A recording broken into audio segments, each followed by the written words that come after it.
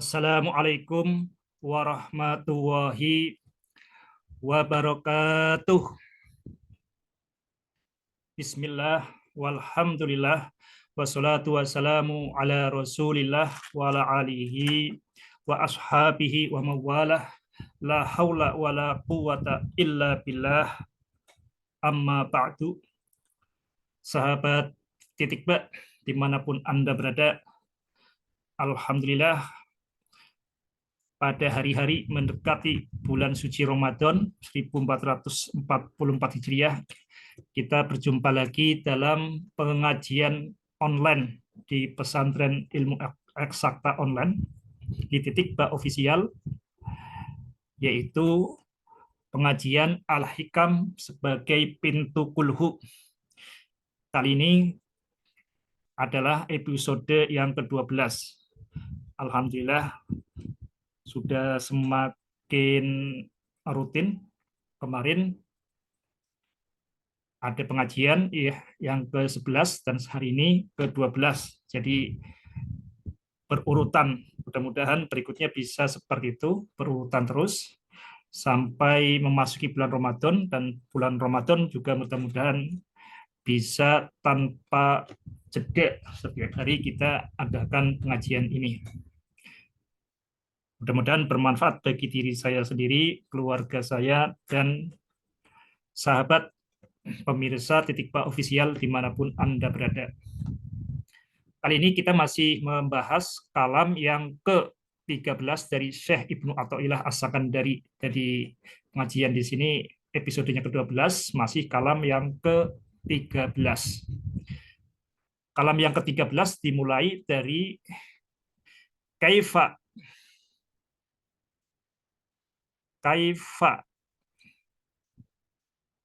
yusyriku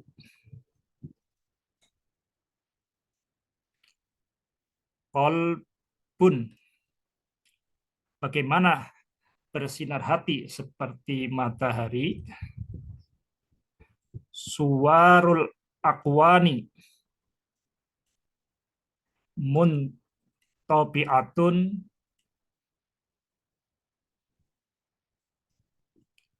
fi mir'atihi, bagaimana bersinar hati sementara suwarul akwani muntabi'atun fi mir'atihi, sementara bayangan duniawi muntabi'atun fi mir'atihi masih melekat, berjejak kuat di dalam hatinya, mengotori cermin hatinya. Kemudian dilanjut am kaifa, atau bagaimana yarhalu ilallahi,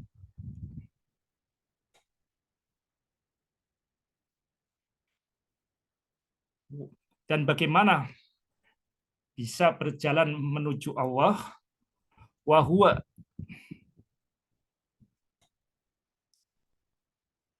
muqabbalun bi syahawatihi, sementara dirinya masih tersandera, masih terjerat, masih terbelenggu oleh syahwatnya, oleh obsesinya. Kaifa yusriku qalbun suwarul akwani muntabi'atun fi mir'atihi am kaifa yarhalu ilallahi wa huwa muqabbalun bi syahawatihi. Kita masih fokus hari ini di kalam yang ini.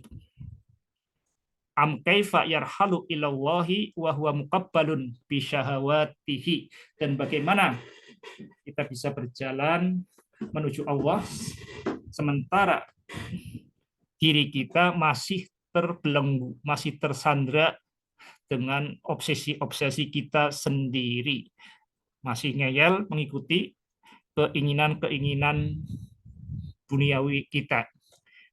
Di sini kemarin kita membahas berkaitan makna yarhalu. Jadi yarhalu yang ada di Al-Quran kemarin dijelaskan ada di surat 106, yaitu surat Al-Quraisy, surat Quraisy. ila fi Quraisyin ila fihim rihlatas syita'i wasyaif. Karena kebiasaan, jadi suatu kebiasaan bangsa Quraisy, mereka mengadakan rihlah. Jadi yarhalu ini dari kata rohala yarhalu. Jadi fathah rohala, fathah yarhalu. Ya, jadi fathah yang artinya berpindah tempat. Am kaifa yarhalu ilallahi, dan bagaimana berpindah tempat dari tempat sebelumnya menuju Allah. Wa huwa muqabbalun bi syahawatihi, sementara kita terbelenggu dengan syahwatnya. Kita kemarin sudah menggambarkan berkaitan dengan rihlah. Rihlah suku Quraisy itu gerakannya bisa kita gambarkan sebagai seperti gerak periodik ya. Jadi kalau gerak harmonik dari Mekah, kemudian kita bisa di sini dari Mekah ke Syam, pulang lagi ke Mekah, kemudian dari Mekah ke Yaman, pulang lagi ke Mekah. Ini satu siklus. Ila fi Quraisyin ila fihim rihlatas kita iwasaif. Jadi ini seperti getaran ini, atas bawah seperti ini. Ada yang menarik yang setara tapi lebih kuat maknanya dari rihlah ini adalah berkaitan dengan hijrah. Jadi contoh terbaik berkaitan dengan am kaifa yarhalu ilallahi wa huwa muqabbalun bi syahawatihi, dan bagaimana kamu bisa melakukan perjalanan menuju Allah sementara kamu terbelenggu syahwat-syahwatmu. Ini contoh yang terbaik ya, sebagai patokan bagaimana sih kita benar-benar menuju Allah, itu adalah dicontohkan oleh Nabi Ibrahim alaihissalam. Cuma di dalam kisah Nabi Ibrahim, istilahnya bukan rihlah, tapi hijrah. Jadi di surat Al-Ankabut, surat 29, diceritakan setelah Nabi Ibrahim melakukan pembantaian Tuhan-Tuhan, ya, jadi patung-patung dibantai, itu kemudian Nabi Ibrahim dilempar ke api yang menyala-nyala, tapi kemudian Nabi Ibrahim diselamatkan oleh Allah Subhanahu wa taala. Qul ya naru kuni bardan wa salaman ala Ibrahim. Wahai api, kuni bardan, jadilah dingin. Dinginnya bagaimana? Dinginnya wasalaman ala Ibrahim, sehingga menjadi keselamatan bagi Ibrahim. Maka api yang memang biasanya panas tapi menjadi sejuk oleh dalam Nabi Ibrahim, sehingga Nabi Ibrahim diselamatkan. Tapi peristiwa itu tidak membuat warga negara yang dipimpin oleh Namrud itu kemudian bertaubat. Jadi mungkin orang menjadi di dalam hati ya meyakini, mulai timbul oh benar apa yang disampaikan Nabi Ibrahim. Tapi tidak mudah untuk kemudian menyatakan beriman, karena itu bisa berakibat dibantai oleh Namrud, disiksa oleh Namrud. Maka tidak ada yang beriman, hampir tidak ada yang beriman. Tapi kemudian di surat Al-Ankabut itu dikatakan fa'amana lahu Lut, tapi Lut yaitu keponakan Nabi Ibrahim menyatakan fa'amana lahu Lut, maka Nabi Lut menyatakan beriman kepada Nabi Ibrahim, percaya pada kenabian kerasulan Nabi Ibrahim. Nah, di situ kemudian ada waqaf lazim ya, waqaf mim. Fa'amana lahu Lut. Fa'amana lahu, maka beriman pada Ibrahim Lut. Ya, di sini ada waqaf mim. Waqaf lazim, harus berhenti. Kenapa harus berhenti? Nah, ini ada berkaitan dengan kalimat setelahnya. Fa'amana lahu Lut wa qala inni muhajirun ila rabbi, waqala, dan berkata, waqala, inni sesungguhnya aku muhajirun adalah yang melakukan hijrah. Jadi bukan di sini bukan rohilun, tapi muhajirun ila rabbi, melakukan hijrah kepada Tuhanku. Wallahu wal azizul hakim. Jadi di sini menggunakan kata-kata muhajirun. Jadi berbeda dengan kata rihlah itu yang maknanya berpindah dari satu titik ke titik yang lain. Di hajaro yang menjadi akar kata dari hijrah ini bermakna itu meninggalkan satu titik ke titik yang lain. Jadi maknanya lebih ini ya, lebih ekstrim ya, lebih apa ini ya, lebih jelas perbedaannya. Jadi kalau rihlah kita bisa lihat di sini. Mekah ini kan, Sam, kembali ke Mekah, ke Yaman, ke Sam ini rihlah. Ila fi Quraisyin ila fihim rihlatas syita iwas soif. Ini rihlah.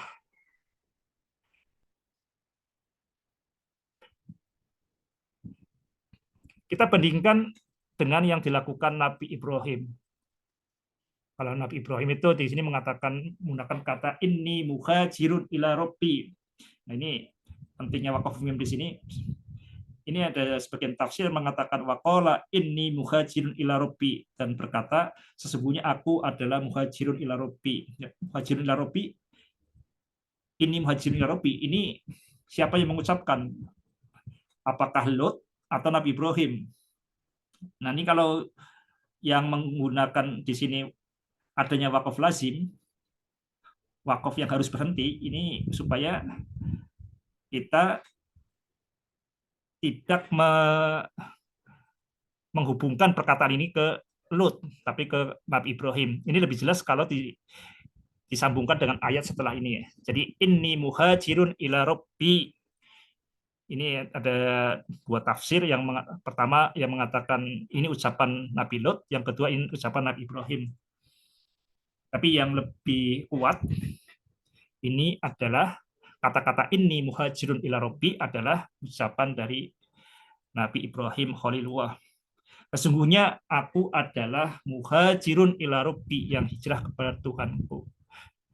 Di situ Nabi Ibrahim itu kemudian melakukan perjalanan, perpindahan, meninggalkan satu titik ke titik yang lain sampai titik yang terjauh, tujuan terjauh adalah Mekah.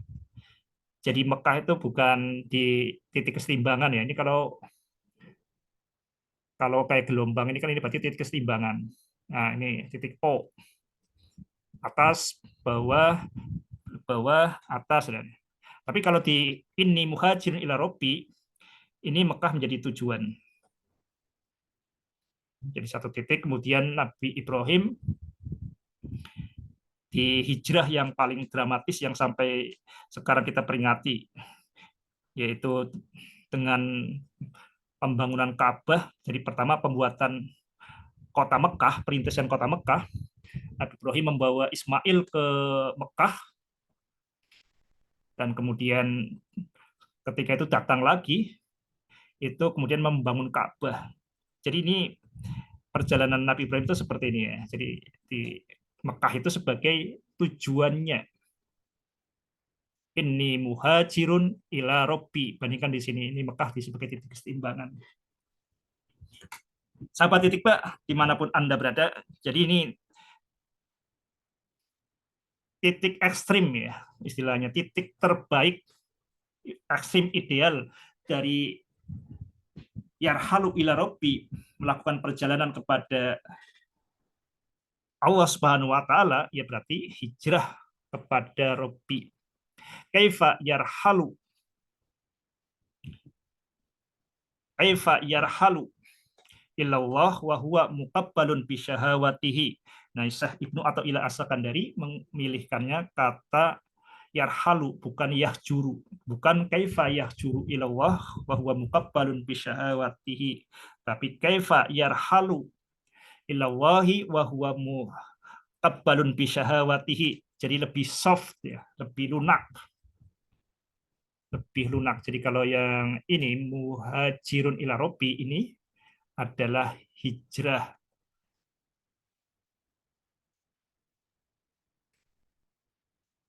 Nah, jadi kalau ini istilah hijrah ini istilah yang ini ya sering terdengar banyak artis hijrah, hijrah atau rihlah ya. Jadi kalau di hijrah ini lebih dramatis ya, meninggalkan titik sebelumnya sepenuhnya. Beda dengan rihlah ini lebih soft. Ini kalau kita menggunakan perbandingan dua situasi ini. Sahabat titik Mbak, dimanapun Anda berada, jadi Nabi Ibrahim adalah contoh terbaik, teladan terbaik untuk memahami kaifa kaifa yarhalu ilallahi wa huwa muqabbalun bi syahawatihi. Ini perlu dicatat karena tanpa adanya contoh, tanpa adanya teladan, ini suatu gagasan itu hanya akan tinggal gagasan. Ada peribahasa monkisi mongkidu, mongkisi mongkidu. Jadi monyet melihat maka monyet melakukan. Itu sebenarnya bukan hanya berlaku untuk monyet, tapi perilaku dasar manusia. Ini manusia kalau secara biologi kan satu genus ya, satu keluarga dengan monyet.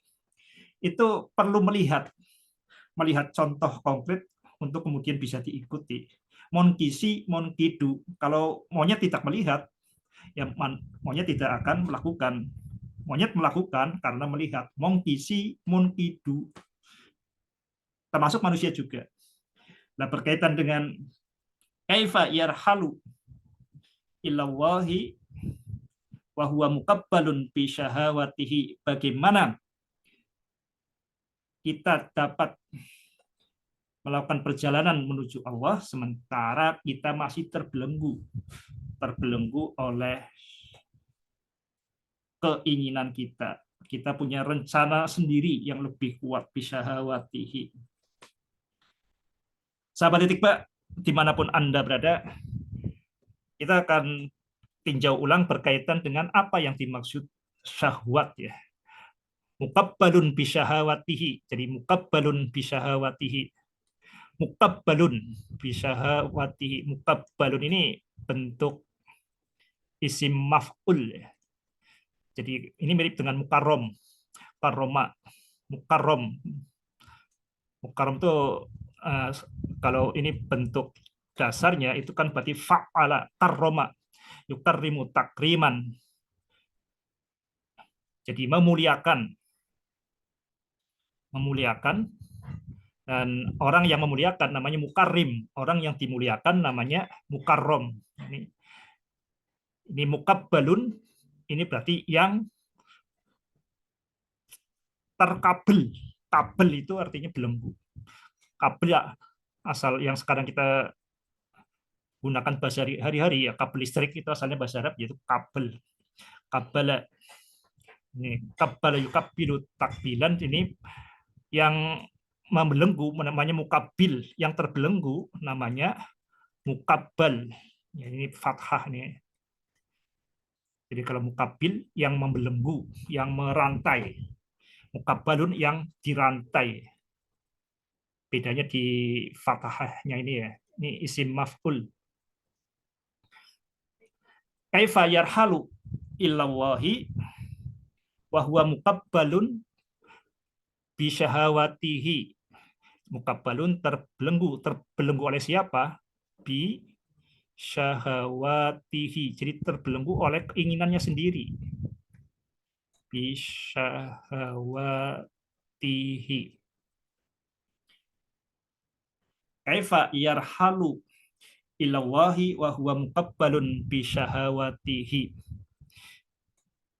Jadi yang membelenggu itu bukan dari luar. Jadi manusia itu bisa dibelenggu tangannya oleh orang lain. bisa dibelenggu, badannya dikurung oleh orang lain. Tapi yang tidak bisa dibelenggu oleh orang lain itu adalah kebebasannya, kesadarannya.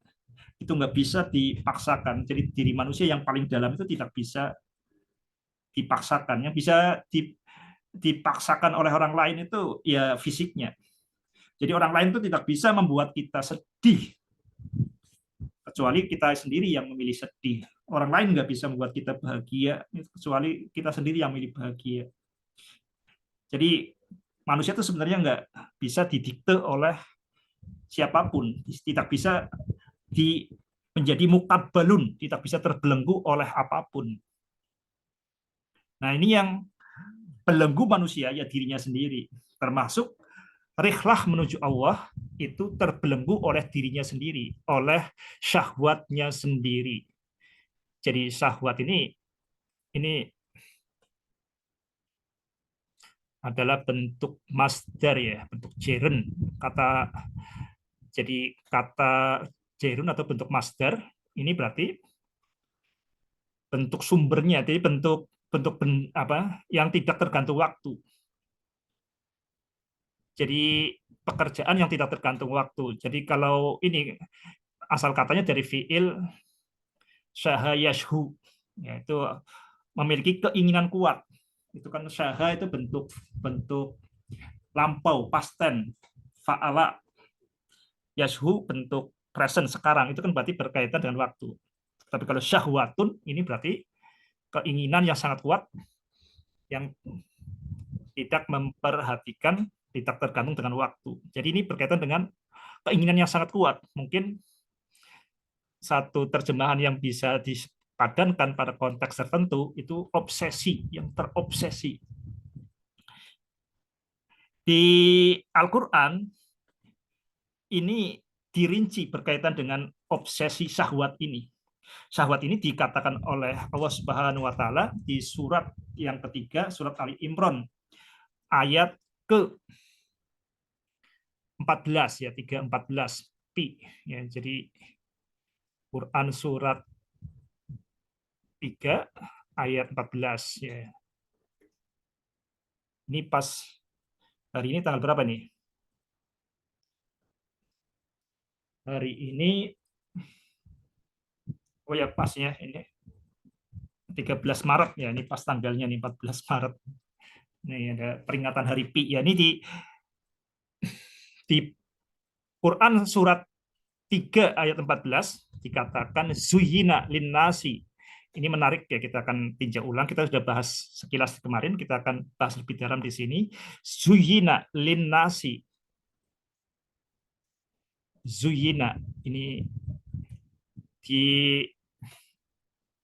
dijadikan indah, dijadikan memikat, dijadikan mempesona. Zuyina linnasi bagi manusia. Jadi ini ya siapa pelakunya yang menjadikan manusia terpikat? Berarti ini pelakunya adalah Allah Subhanahu wa taala. Berarti ini masalah genetik ya, sesuatu yang sangat dalam berkaitan dengan gen, sudah bawaan orok, sudah bawaan dari lahir. Suyina linnasi hubus syahawati.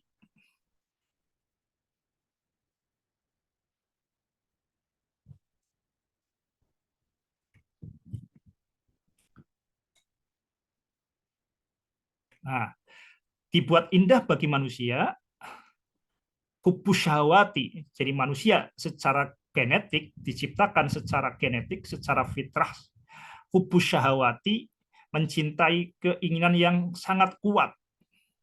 Minan nisa'i, yang pertama kepada perempuan ya. Ini minan nisa'i, minan nisa'i.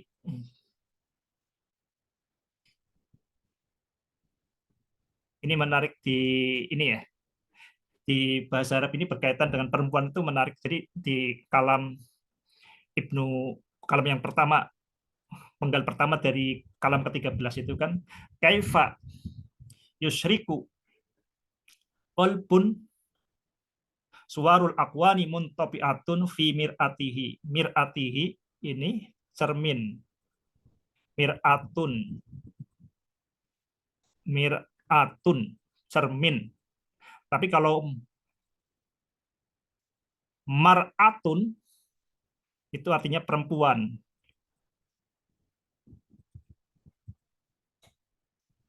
Mar'atun perempuan. Perempuan bentuk tunggal, bentuk singular. Jamaknya nisaun. Jadi nggak nyambung ini ya. Itu memang ini bahasa Arab saja berkaitan dengan perempuan ini susah dipengerti. Mir'atun cermin, mir'atun perempuan, nisaun perempuan banyak, perempuan-perempuan. Ini bentuk jamaknya. Jadi memang mar'atun wanita itu suka bercermin,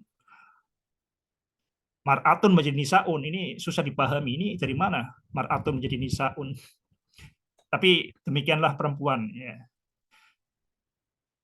Susah dimengerti. Katanya seperti itu. Suyina linnasi hubbus syahawati minan nisa'i. Dibuat indah bagi manusia ini secara genetik ya. Hubbus syahawati, kecintaan syahwat minan nisa'i kepada perempuan. Ini di Al-Qur'an ini menggunakan di sini indah bagi manusia lelaki ke apa? Kecintaan pada perempuan. Ini menggunakan sudut pandang pria, tapi bukan berarti kemudian ini timpang ya. Jadi di Al-Qur'an itu misalkan ada juga yang menggunakan sudut pandang orang kafir. Jadi di sini kan di surat yang sering saya kutip, jadi man Abdullah mimman huwa fi shiqaqim ba'id ini kan. Qul ara'aytum in kana min indillahi tsumma kafartum bihi man adallu mimman huwa fi shiqaqim ba'id. Siapakah yang lebih, adakah yang lebih tersesat daripada orang yang paling tersesat? Kemudian itu tunjukkan sanurihim ayatina fil afaqi wa fi anfusihim hatta yatabayyana lahum annahul haq awalam yakfi bi rabbika annahu ala kulli syai'in syahid.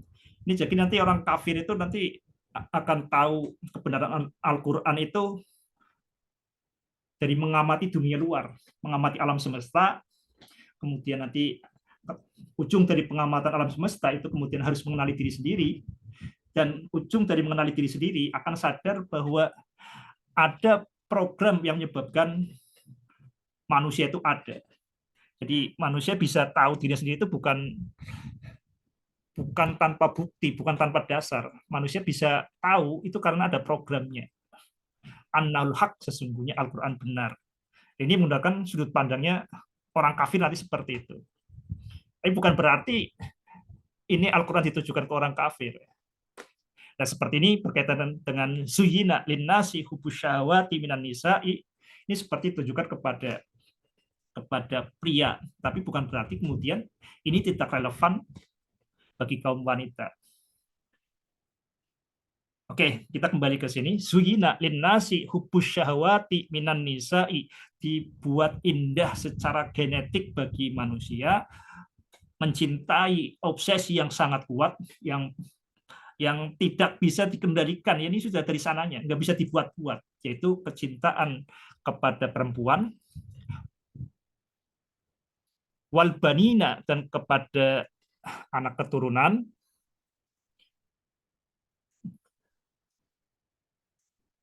jadi kepada anak-anak,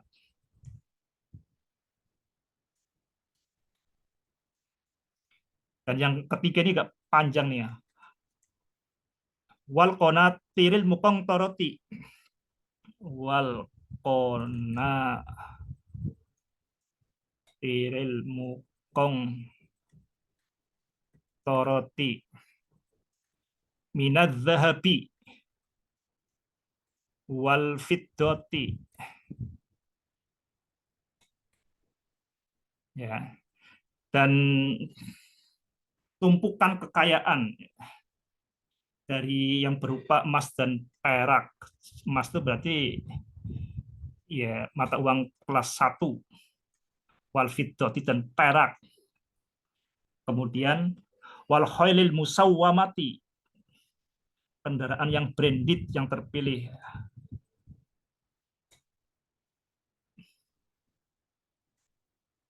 Jadi sini wal konatiri, wal ada walnya ya, ada wal kedua, wal itu dan, wal khailil musawwamati.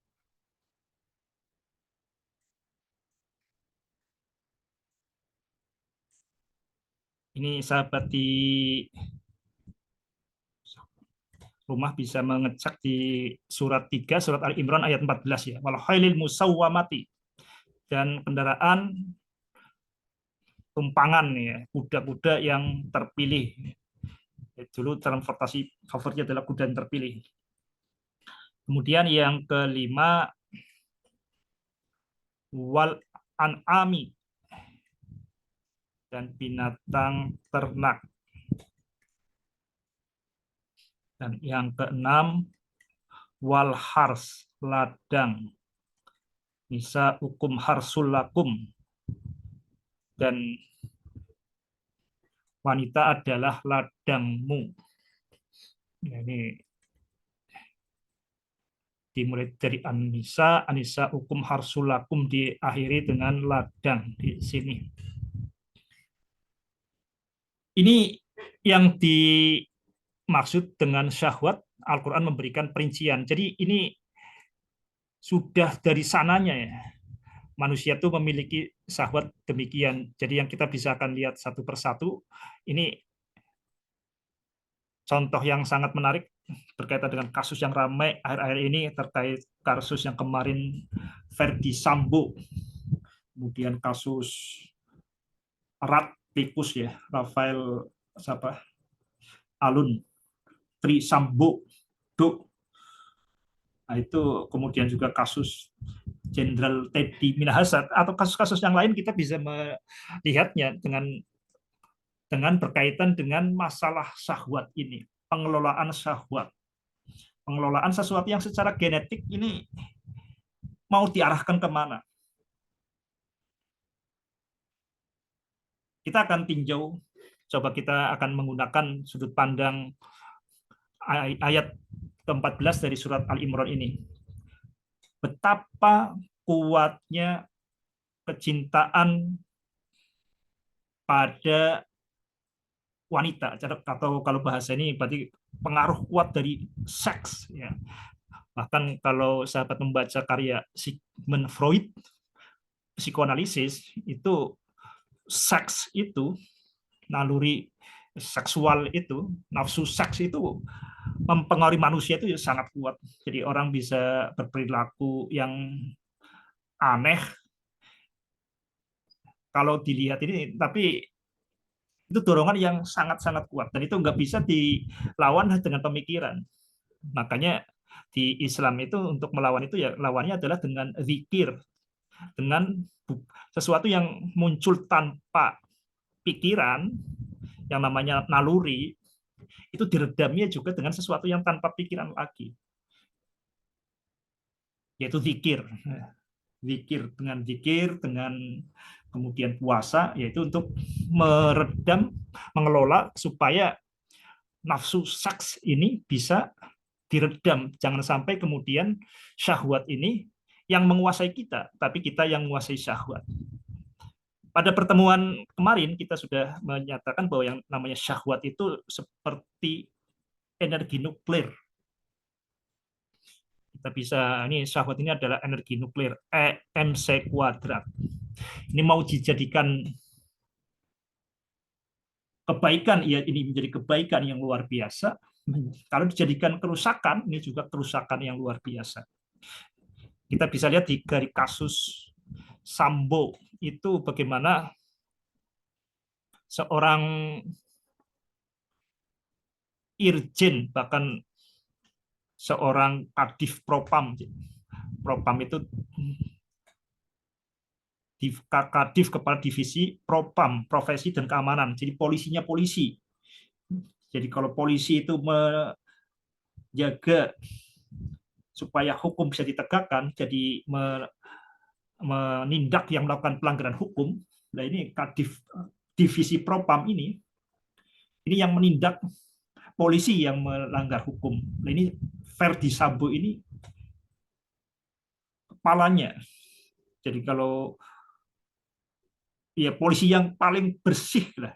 Jadi kalau secara secara ini polisi yang terbaik karena menindak polisi yang lain. Padahal polisi sendiri itu adalah penindak yang melanggar hukum yang lain. Jadi polisinya polisi. Jadi kalau polisi itu sapu, ya ini sapunya sapu. Tapi apa yang terjadi ini karena pengaruh perempuan, ini Verdi Sambo bisa langsung jatuh, martabatnya jatuh. Jadi ini karena genetik yang sangat kuat yang sudah ditanamkan oleh Allah ini adalah hubus syahwati minan nisa'i, kecintaan yang tidak rasional kepada perempuan. Nah, ini seharusnya itu contoh Ferdi Sambo ini ya, yang kemudian seharusnya itu syahwat yang harusnya mengikuti kita, tapi kita menjadi yang harusnya mengikuti diri manusia, pewarasannya harusnya dibimbing oleh keimanan, tapi kemudian manusianya yang malah dikendalikan oleh syahwat, keinginannya sendiri. Ini kita bisa melihat kasus Verdi Sambo dengan perspektif Quran surat Ali Imran ayat 14 ini. Jadi kecintaannya pada PC, Putri Chandrawati, itu yang menyebabkan jungkir balik dari polisinya polisi menjadi tersangka hukuman mati ya, atau seumur hidup, hukuman mati, hukuman maksimal ya, karena melakukan perencanaan pembunuhan. Ini nggak masuk akal, nggak masuk akal. Dan ini bukan pikiran rasional, ini pikiran yang irasional. Dan manusia itu pikiran yang irasional, yang di luar akal sehat itu lebih kuat daripada pikiran rasional. Jadi emosi itu lebih kuat daripada kognisi, perasaan itu lebih kuat daripada pikiran. Dan ini desain manusianya seperti itu. Sudah diciptakan oleh Allah Subhanahu wa taala secara genetik seperti itu. Zuyina linnasi hubbus syahawati minan nisa'i. Kasus yang pertama itu. Kita bisa melihat hubbus syahawati minal banin, kecintaan pada anak. Ini kita bisa lihat ada kasus yang sekarang ramai di Dirjen Pajak. Kalau ini kita bisa ini Sambo PC di Dirjen Pajak. Ini kecintaan seorang Rafael Alun Trisambodo, ini Rat ya, Rat ini bahasa Inggris artinya tikus. Dan ini koruptor yang kemarin barusan juga terungkap, di depositnya ada 37 miliar. Ini seorang yang petinggi pajak. Ini terhadap anaknya, MDS Mario Dandi Satrio, yang kemudian melakukan penganiayaan ke David, seperti itu kan, ramai di YouTube. Ini karena kecintaan hubus syahwat kepada anak-anak, sehingga rela melakukan pencurian. Jadi orang-orang disuruh bayar pajak, kemudian pajaknya digelapkan. Ini contoh syahwat kecintaan pada anak-anak. Jadi mau kerja apapun demi anak-anaknya bahagia. Ini salah kaprahnya. Yang namanya Mario itu kemudian pamer Rubicon, motor Harley Muge. Ini karena kecintaannya pada anak. Ini sesuatu yang kebodohan ya, karena tidak bisa mengenali, sehingga tidak bisa menguasai syahwatnya sendiri, keinginan yang tidak rasional. Ini kasus yang kedua, kita bisa melihat ini sangat kental ya, kecintaan pada anak. Sahabat Titik Pak, dimanapun Anda berada, ini yang menarik perhatian kita di sini. Ini kenapa kecintaan ke perempuan itu di nomor satu, kemudian kecintaan syahwat atau obsesi pada anak itu ke nomor dua. Jadi bagi seorang pria ini kadang-kadang demi kecintaannya pada perempuan itu kemudian bahkan bisa melupakan anak. Ini kasusnya kali ini Mario Dandi. Ya, Mario Dandi ini anak yang dimanjakan. Nah, kita lihat kalau di kasusnya Mario Teguh misalnya itu yang ada di ini ya, yang ada di YouTube itu sampai tidak menganggap anak itu bisa karena kecintaan pada wanita. Ini sahabat bisa melihat ini ya, yang ada di YouTube, kita lihat dari perspektif sudut pandang Al-Quran seperti itu, bukan kemudian kita untuk menghakimi orang lain, tapi untuk menerangi diri kita sendiri. Jadi jangan sampai kemudian kita ini ya pola pikir ini ya, yang karena pola pikir objektif yang ditanamkan di sekolah itu hanya mengenal pola pikir objektif. Maka ketika kita melihat sesuatu, kita untuk menilai sesuatu itu. Padahal seharusnya apapun itu yang ada di sekeliling kita itu adalah tanda dari Allah Subhanahu wa taala untuk memperbaiki diri kita sendiri. Dari kasusnya Sambo PC itu kita mudah-mudahan disadarkan memang yang namanya kecintaan pada wanita itu genetik, itu bawaan, ditanam oleh Allah Subhanahu wa taala. Itu nggak bisa kita ingkari. Zuyina linnasi hubusyawati minan nisa'i, ini saya pertama. Perempuan itu sangat kuat. Tapi mudah-mudahan dengan kita lihat kasus di YouTube yang di TV ya kemudian diperbincangkan di grup WhatsApp, kita melihatnya dengan perspektif Al-Qur'an, maka kemudian kita menjadi tersadar, oh, ada kasus seperti ini supaya kita sadar. Jadi teringatkan pada diri kita sendiri, bagaimana dengan saya?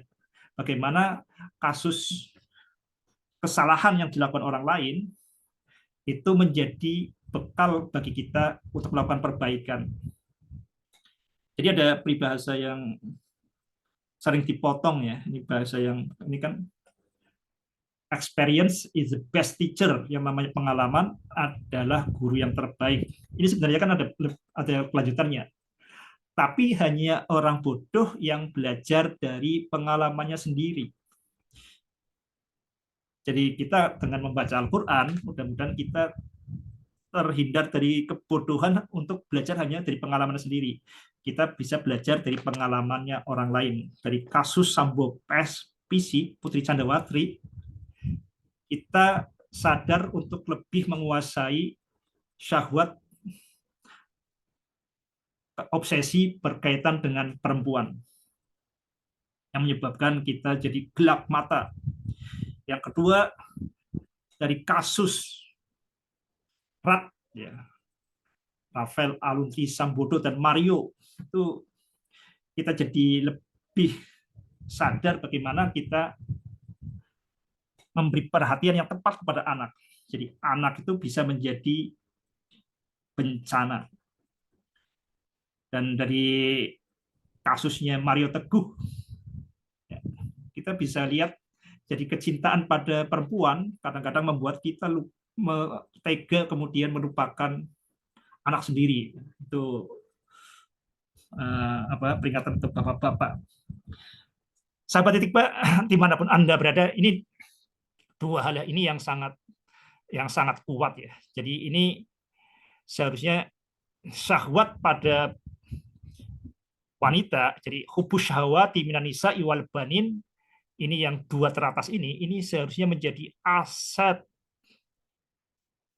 bagi kita untuk menuju ke akhirat, menuju ke surga Allah Subhanahu wa taala. Jadi untuk bisa berbuat terbaik bagi sesama semaksimal mungkin di dunia ini.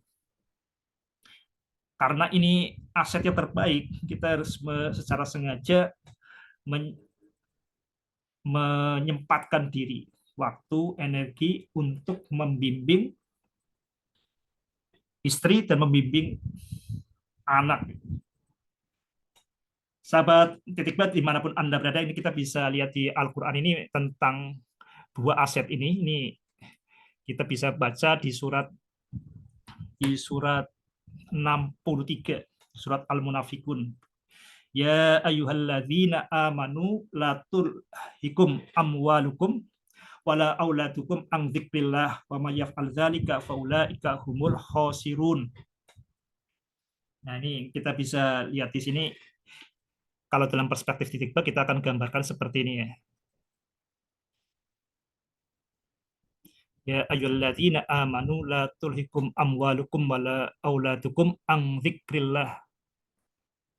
La tulhikum, jangan menjadikan lalai. Ini kita lihat di perspektif titik B.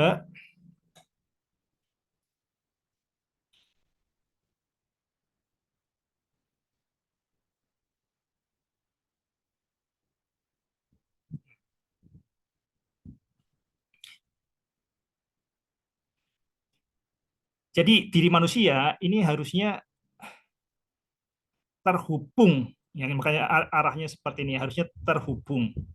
Ini adalah zikrullah.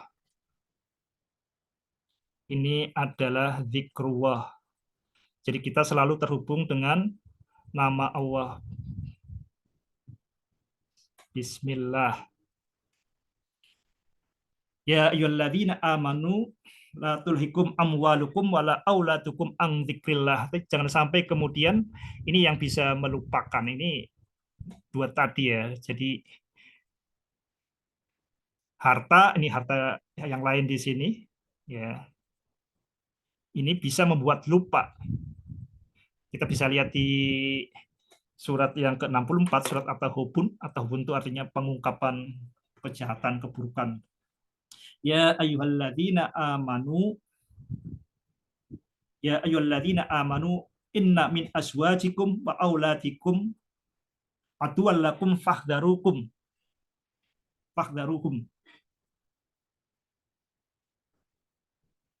Jadi ya ayyuhalladzina amanu inna min azwajikum wa auladikum aduwwan lakum.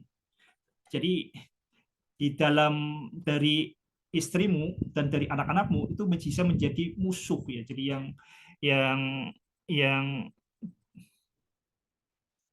dua ini, kecintaan pada anak-anak dan kepada ke perempuan dan anak ini bisa menjadi musuh ya kalau kita tidak bisa mengelolanya. Jadi aduun, jadi musuh.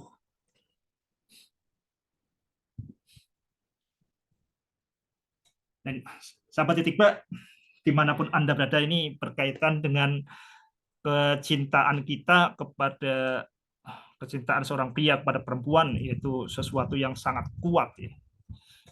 Dan itu harus disadari, itu memang secara genetik, tapi kemudian bukan kemudian kita menjadi takluk. Nah, ini manusia harus melatih diri sendiri secara sadar untuk bisa menguasai syahwat ya. Syahwat, kecintaan pada perempuan itu bagaimana dikelola supaya justru memperkuat zikir kita. Demikian juga kecintaan pada anak-anak ini juga sudah bersifat genetik. Jadi nggak bisa kita kemudian diabaikan. Jadi kita anak bagaimanapun itu pasti akan dibela mati-matian. Itu nalurinya seperti itu. Walaupun anak itu seorang penganiaya, pembunuh, orang tua ya pasti akan membela mati-matian anaknya seperti itu. Tapi jangan sampai kemudian membuat lalai pada zikir kepada Allah Subhanahu wa taala. Ini yang sangat penting, jadi kita berkaitan dengan tarik-menarik antara zikir dan kemudian berkaitan dengan syahwat. Ini ada satu dari 3 ayat yang menyebutkan kata syahwat, selain tadi di surat Ali Imran ayat 14 ada lagi, yaitu wallahu yuridu ayatuba. Jadi Allah itu menghendaki ayatuba lakum. Jadi Allah itu menghendaki kamu itu bertobat. Wa yuridul ladzina yattabi'una syahawati ang tamilu mailan azima. Nah, jadi di sini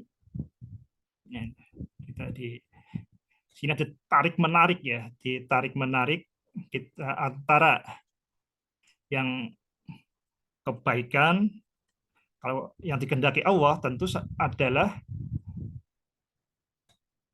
manusia itu bertobat. Jadi manusia itu menghubungkan dirinya kepada Allah. Ini yang dikehendaki oleh Allah Subhanahu wa taala.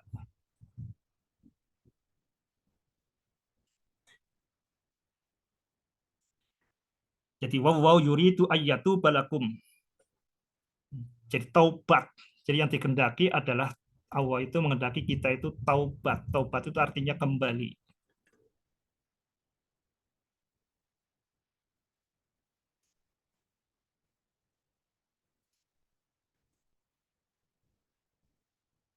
Wallahu yuridu ayyatu balakum.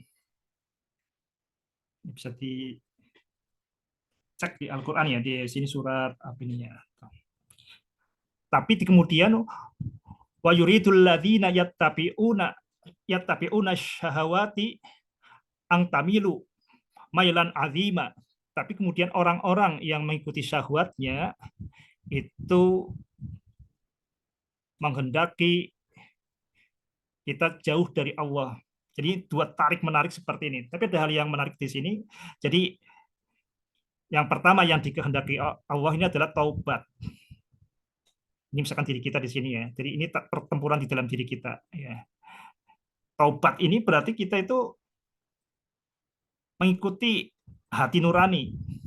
Sementara tadi kalau kita kemudian menjauh dari Allah itu berarti mengikuti alladzina yattabi'una syahawati. Jadi mengikuti orang yang mengikuti syahwatnya. Jadi orang yang mengikuti syahwatnya itu berharap orang lain juga mengikuti syahwatnya. Makanya terjadi itu flexing, istilah pamer-pamer di media sosial itu supaya orang lain juga mengikuti syahwatnya. Jadi ini suara kerumunan. Suara kerumunan. Ini adalah suara hati nurani. Ini seperti suara yang dikehendaki oleh Allah Subhanahu wa taala. Wallahu yuridu ayyatu balakum. Ini suara dari diri sendiri yang dikehendaki oleh Allah. Suara kebenaran lah. Kita suara dari Allah Subhanahu wa taala, suara kebenaran dari diri sendiri yang paling dalam. Kita nyebutnya apa nih ya? Suara Tuhan di situ kan, suara kebenaran dari diri sendiri. Ini suara kerumunan. Jadi suara kerumunan di sini alladzina mereka yattabi'una syahawati. Mereka yang mengikuti syahwat-syahwatnya itu ang tamilu mailan azima, menghendaki kita semakin menjauh dari Allah Subhanahu wa taala. Sahabat titik Pak, dimanapun Anda berada, dan ini yang ketiga, syahwat yang ketiga, ini berkaitan dengan al-qanatiril muqantarati minadz zahabi wal fiddati. Jadi tumpukan kekayaan berupa emas dan perak. Ini juga sesuatu yang aneh ya, yang enggak, kecintaan manusia pada emas itu sesuatu yang enggak rasional. Yang aneh ini, emas ini adalah logam yang sangat lunak, sehingga tidak berguna. Jadi kita tahu kalau besi itu kan bisa dibuat paku, dibuat gunting, aluminium, bisa dibuat untuk atap, atau diperpanci, itu ada gunanya. Tapi yang namanya besi ini yang tidak berguna. Maka ketika Cortes itu ya jadi Cortes ini penakluk Spanyol ketika sampai di Afrika Selatan, ini orang-orang penduduk pribumi di sana, suku Aztec ya, atau suku Inka, bisa dicek di buku sejarah, itu nggak bingung dengan kecintaan orang-orang Spanyol, orang-orang kulit putih, orang-orang bule pada emas. Aneh ya. Ini ada apa? Kemudian kok begitu terobsesi dengan emas? Nah, ini kemudian Cortes itu mengatakan ya ini kami ini menderita penyakit hati yang hanya bisa diobati dengan emas. Jadi ini ya kecintaan pada emas itu sesuatu yang dalam tanda kutip ini tidak masuk akal, tidak masuk akal karena ini tidak berguna. Kenapa bisa seperti itu? Nah, ini secara genetik ya. Jadi emas kemudian menjadi standar keuangan dan kemudian keuangan itu yang kemudian membuat manusia bisa saling lita'arufuk, menjadi perdagangan dan peradaban manusia menjadi lebih maju dari spesies makhluk hidup yang lain. Itu bukan hanya faktor budaya, faktor kreasi manusia, tapi ini ada faktor genetik. Zuyina linnasi hubbus syahawati minan nisa'i wal banina wal qanatiril muqantarati minadz dzahabi wal fiddah.